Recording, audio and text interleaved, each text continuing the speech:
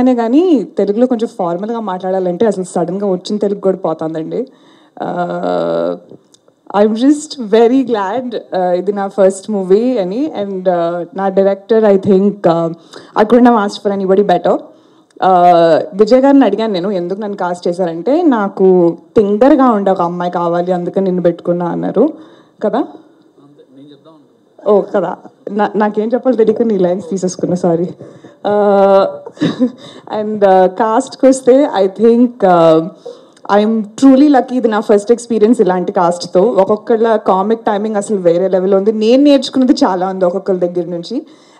So I'm extremely excited to be a part of this project. And special thank you to Banivasu sir, Bhanu Pratap sir, Kalyan sir and Somaraju sir for taking this gamble.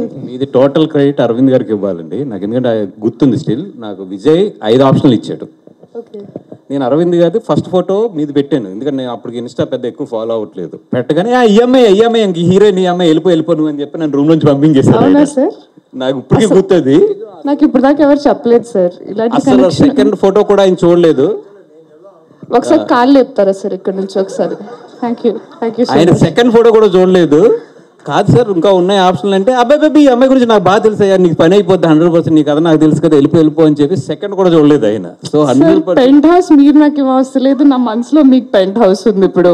Okay, so wow, I did all the credits goes to him. So I take back నా speech మొత్తం మార్చేసి thank you only to Allu Aravind sir for trusting that I can do this. వీళ్ళందరూ frauds అన్నమాట sir. ఇప్పుడు దాకా నేనే పెట్టాను అని అందరు చెప్పారు. ఇక్కడికి వచ్చినాక నిజం చెప్తున్నారు అందరూ. ఓకే, ఇంకా 20 రోజులు ఉంది స్కెడ్యూల్, నేను చూపిస్తాను అప్పుడు నా విశ్వరూపం. But thank you so much. ఇంకా మరి ఎక్కువ మాట్లాడిస్తున్నట్టున్నాను, తీసుకుంటారా?